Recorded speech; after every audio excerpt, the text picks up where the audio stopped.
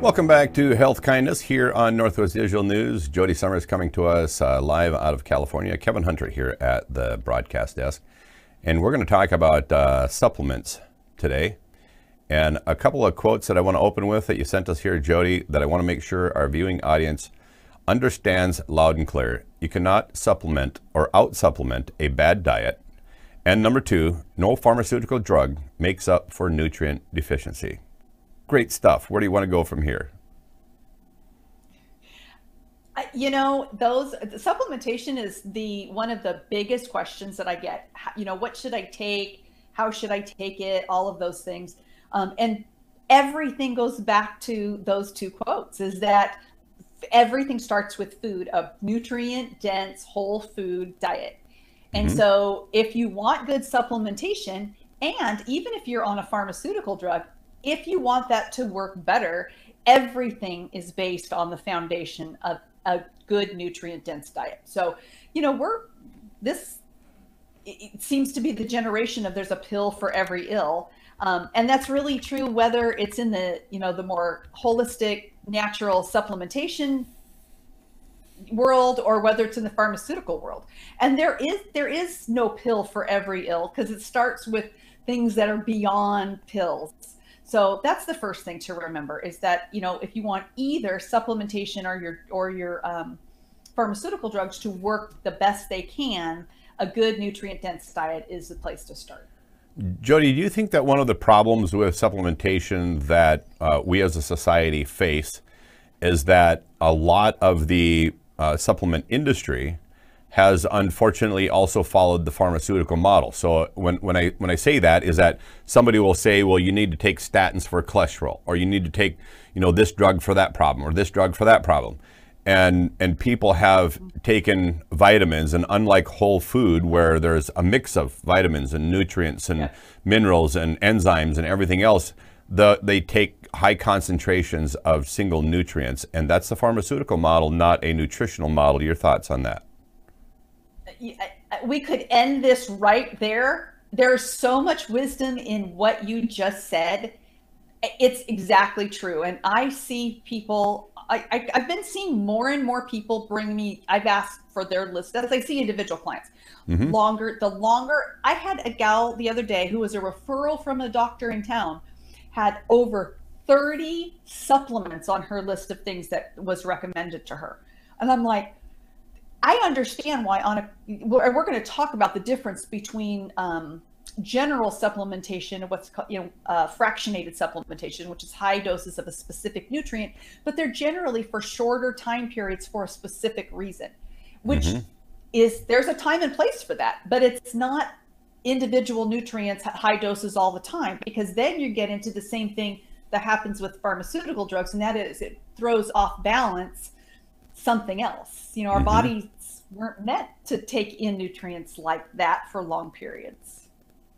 You know, I don't want to get off track here, but I remember when you were describing that, I remember visiting a chiropractor's office years ago, and he shared with me a x-ray of a client that he had seen, and of course didn't share any of the information per se, so there wasn't any client confidentiality issues there, but he just wanted me to see the x-ray of this individual and how many deposits of calcium pills they had throughout their body that they've been ingesting over a period of time, and just stuck in the digestive tract in various places. And he said, just amazing how people do this wrong all the time. And it's not in, and I will speak up, it is not just individuals that do it wrong. Sometimes they get misinformation from mainstream medical, about the different quality to take that doesn't absorb well, and they're not told how to take it. Like vitamin D should always be taken with fat and during the daytime, because our body naturally recognizes that when we get in the sun, it manufactures its vitamin D. It doesn't manufacture vitamin D at night because there's no sun. Mm-hmm. So vitamin D should be taken with fat because it's a fat soluble vitamin. It's technically a hormone, but that's a whole nother discussion.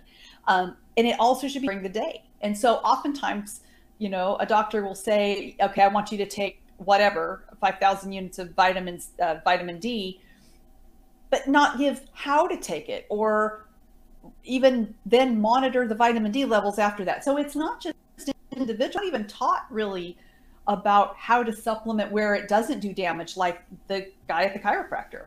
Mm-hmm. So let's start with who needs to supplement, because there are people that supplementation is necessary. Give some description of the types of situations that are indication you need to supplement. It covers a lot of people, because the first main reason was anybody eating the standard American diet, which is over 80% of Americans, which is, industrialized oils, high sugar, high refined carbohydrates, pastas, all of those things, which we've talked about before. Anybody who eats 80% of those types of foods, like, of course, we're all going to have a hamburger sometime or a piece of pizza. It's not that you never can, but if the vast majority of your diet is what's considered standard American diet, then there's not enough nutrients in there. They've been processed out. So that would be one. Somebody under a lot of stress, going through, we'll see oftentimes, I'll see somebody who comes to me recently diagnosed with cancer, who, as we talk and get to know, we deal with it right then, but then as I get to know people, oh, I was diagnosed right after, I got a divorce, right after we filed for bankruptcy, right after my husband was diagnosed with cancer and he got better than I got sick. A lot of times those really heavy, stressful situations can put the body out of balance, and you need to draw on those nutrient reserves. And if they're not there, then we need to supplement. I like that this acronym spells the word SAD, because Standard American Diet does make you very sad, and it leads to all these standard American diseases too. So that is fabulous. Yes, it does. And speaking of diseases, the next one with a chronic illness. And so there's, where it's on the rise. And again, that is something you want to check with your doctor, because there are specific nutrients for specific diseases that are contraindicated. But in general, somebody who has chronic disease is going to want to supplement. And anybody who wants their nutritional tanks completely filled up. Even when we eat, and we're going to talk about soil here in just a few minutes, but even when we eat a really good nutrient dense diet, oftentimes we don't know where the food was grown that the animal ate, or even where the food was grown, like, if we're not buying it locally, which you can't all the time. And so are the soils deficient? And we're going to talk about minerals in the soil. And so anybody who wants really good nutrient filled tanks, like a car, that's somebody who'd want to supplement at least what's considered not fractionated, but an overall good supplementation. If you would, because you've explained in previous shows about the difference between nutrient supplementation and then the actual things that somebody has to do to support the digestive tract so that absorption of nutrients actually happen. Talk about that a little bit. So again, what we're talking about here today is vitamins. And so if you get macronutrients, that is protein, fat, and carbohydrates, macronutrients, and then micronutrients and minerals. And there's kind of a third category, and we're not talking about that. It would be like probiotics, digestive enzymes, like you said, for absorption from the nutrient. Today, we're really about micronutrients, which is minerals and vitamins. And I wish people would use it in that term. Minerals come first, and then vitamins come second, rather than vitamins and minerals. And I'll tell you why. But so there's two different types. There's the broad spectrum supplementation, which is all 90 essential nutrients. And then there's fractionated fractionated supplementation, which is a very specific targeted nutritional supplement for a specific reason, generally for a shorter amount of time. A good example of this might be vitamin D. You might go to your doctor and they run a vitamin D test and your vitamin D is very low. You know, normal range would be between 40 and 60. Optimal range would be between 60 and 80. You don't want to be over 100. You don't want to be under 40. And so if you're at 12, you're going to want to supplement with vitamin D and fat during the day to get it up. But you don't want to take high doses of vitamin D forever, because then you're going to, because it's fat soluble, you're going to get too much vitamin D over the long term. So you know, you've mentioned fat-soluble nutrients here a few times, and interestingly enough, it is the fat-soluble vitamins, in addition to vitamin C, which vitamin C shouldn't be a deficiency, in my opinion, ever in somebody's diet. But anyways, the fat-soluble vitamins, including vitamin C, are the nutrients that show up regularly across our country as the general population being deficient on. Kind of interesting. That and add magnesium to that as well, which is a mineral. Okay, so you've talked about some of the fractional supplements and why somebody would want to, you know, take specific vitamins and or minerals for given situations. What about moving more to a full spectrum, a long-term health focused type supplementation? What would people want to consider there? For the overall long term, so one of the things that is so interesting is people will go to the doctor and they'll say, what should I eat? It doesn't matter what you eat. And then, should I take a supplement? Oh yeah, go ahead and pick up a multivitamin. Okay, so they go to the local drugstore and pick up the cheapest multivitamin on the, which is all synthetic, whatever. Okay, it's the vitamins that vitamins need enzymes to be absorbed. But enzymes can only be made with minerals. So minerals are the precursors to the enzymes needed for the absorption of vitamins. And what's so interesting is that there are, from an essential nutrient standpoint, essential meaning your body cannot make it on its own. Let me give you an example of a vitamin C would be an essential nutrient. Your body can't manufacture its own. So we have to take it in. That's why the pirates, got nutrient deficient, because your body doesn't make it. Cholesterol, on the other hand, is not an essential nutrient. It's so important. The body makes its own. So the non-essential group includes 60 minerals, 16 vitamins, 12 amino acids, and 2 to 3 essential fatty acids. There's really 2, but there's a third, but you need the 2 to make the third. So there's 60%, there's 90, and 60 of those are minerals. So 2/3 of our essential nutrient stores are minerals. And yet, the way that the farming is in this country, that since we are now, getting from small farmers who are actually taking care of their land to large industrial farming, to where it's all crop production and not about nutrients at all. And then they're spraying pesticides and herbicides all over, and you're getting a whole different issue, a whole different product, in addition to not putting nutrients back in the soil. A lot of the soils are nutrient deficient. And so I think I sent a map of just one nutrient, which is selenium. And I literally just pulled it off like a farming website about farmers and, the different types of, this was just one I picked because, the reason I chose it is because selenium is so important to the health and structure of our cells and cancer protection and all sorts of things.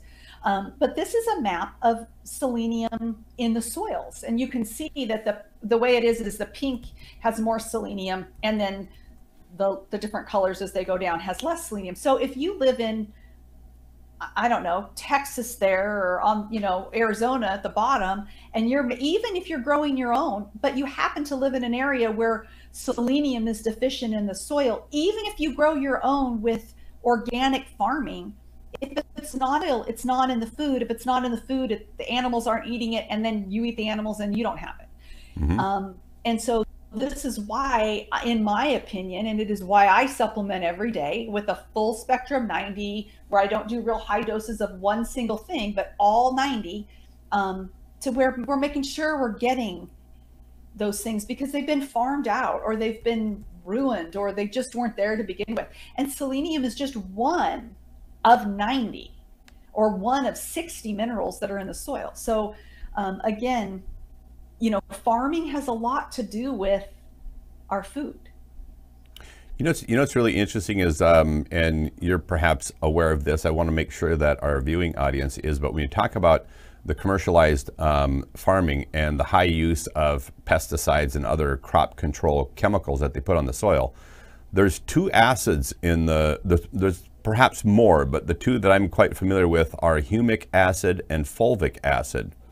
And spraying pesticide on the soil suppresses not only the activity, but can also destroy the development of those two acids. And those acids are necessary in the soil in order for the plant to uptake the nutrients out of the dirt. Thank you. You've said it better than I can say it. Our farming has not done into the health of our food. Mm-hmm. All right, so let's talk about, you've mentioned fractional supplementation, you've talked about whole supplementation. Could you paint a little bit of a roadmap of where somebody goes from here? So if they have these concerns, how am I going to do these things? Do you have some recommendations on supplement types that you use? Give people some ideas on what they might consider if they're thinking about supplementing, not just for some of the filling of nutritional tanks, but also what they should be doing for the long term. Well, for one, we need to just know that minerals are really super important, and they should be, as organic, and you should take them at not high doses, because again, of individuals, because Mm-hmm. unless you specifically, like people who are taking, let's say, high doses of calcium for bone health, are Mm-hmm. really throwing on, and they don't have enough magnesium or D or K2 or something, you can actually do damage to your heart. And so, you want to, if you're going to supplement, do a very across the board, wide spectrum, full spectrum with minerals, because minerals help the vitamins absorb. And the Mm-hmm. one that I like is just called 90 for Life, and it's by Longevity. If anybody's interested, you can just reach out to me and I can point you in the right direction. But it is a powder to liquid supplement. And I'm a big yoga fan, and you know that. Yep. I bring it to yoga every single. So it's basically minerals and vitamins that I take and replenish while I'm at hot yoga. So Mm-hmm. I'm getting that nutrients while I'm working out, and it's very refreshing. And so that's what I do. But if somebody is just aware that minerals are actually more important than vitamins, because minerals are from the soil, and actually vitamins are from the food, which is, again, just a whole nother discussion. But people are mineral deficient more than they're vitamin deficient. And probably the last thing I wouldn't do is just go to your local drugstore and pull off the cheapest, vitamin supplement, because you're not absorbing it. In fact, you might as well just not even take it and just save your money and do something else. So yeah.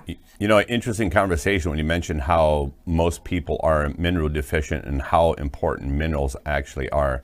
When it was pointed out to me by a doctor that your brain makes 183 neurotransmitters, and every single one of those signal originators, if you want to call them that, every single one of those are in some form made up by minerals. And so it was kind of the question that he bounced off of me. He said, well, which mineral would you like to be deficient on, and which part of your body would you like to stop working? Because that's really what happens. There is, in fact, I think I might have sent you another another slide, there is nutrient deficiency diseases, and nutrients, when you're deficient in specific nutrients, you can actually, there's diseases that are associated with those. So if I have somebody come in, for example, and they may have cramping at night, Charlie horses, they may have eye twitching, headaches, women with severe menstrual cramping. Oftentimes, in fact, sometimes I'll say, do you get cramps leg cramps at night? And they go, how do you know? Well, because it looks like from these symptoms, you might be magnesium deficient.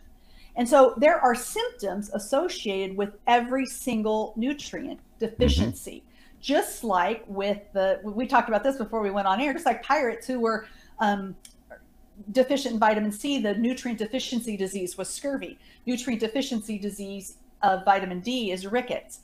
And every nutrient has a disease that's associated with it if you're deficient, which is really quite fascinating. Well, we opened with this, and I want to close with it too, because I want to make sure our viewing audience understands this clearly. You can't out-supplement a bad diet. So if you're on the SAD diet, which is the standard American diet that leads you to all these standard American diseases, you want to fix that bad diet because you can't out-supplement it.